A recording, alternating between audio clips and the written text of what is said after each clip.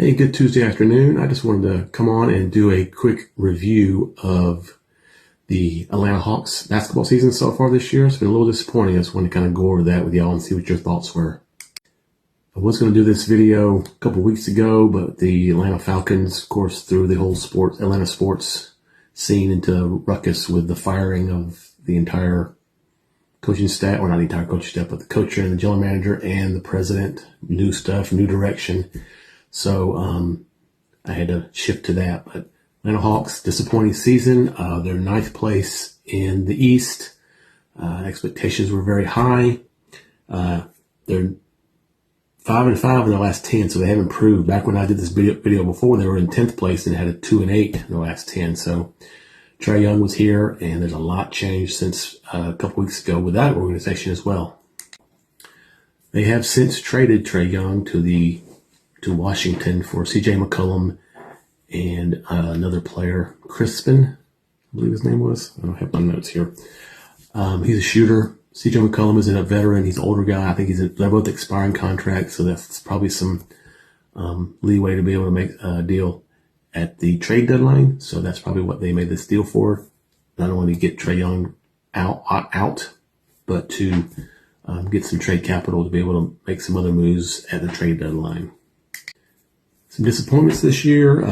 Porzingis, he's off the court more than he's on. When he's on, he's productive. But when he's off, of course, you can't do anything when you're on the bench. The defense, 140 points 4 times this year. That's crazy. Back in the 80s and 90s, that number was unheard of. So I had Trae Young with the distraction. I think him being out, they have improved a bit. I think if they can get it together, I think they can find one more veteran. I think this team could be improving. But that's this, we'll just kind of see what happens with this new lineup. You have a good core. Let's see what happens since Trae Young is in Washington and we have McCollum, and see what we can do at the trade deadline.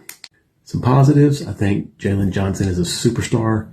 I think he's going to be just a good player. Dyson Daniels, great player as well. Good defensive player. You got your signing, your Nickeil Alexander-Walker. He's a great addition.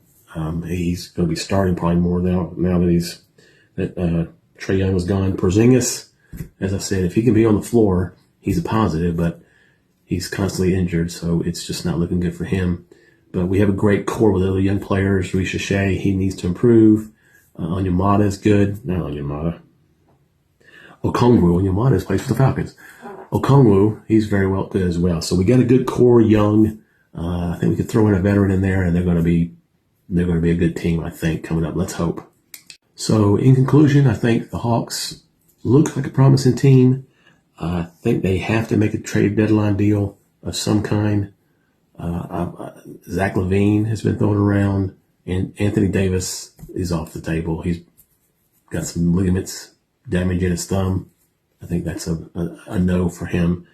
I've also heard, Giannis is always brought up, but I think he's older. He'd be a good addition, but I don't want you to give up too much. So you got a solid core, and if you make the right moves at the trade deadline, I think it can move you up to 5th or 6th or 7th place, somewhere in there.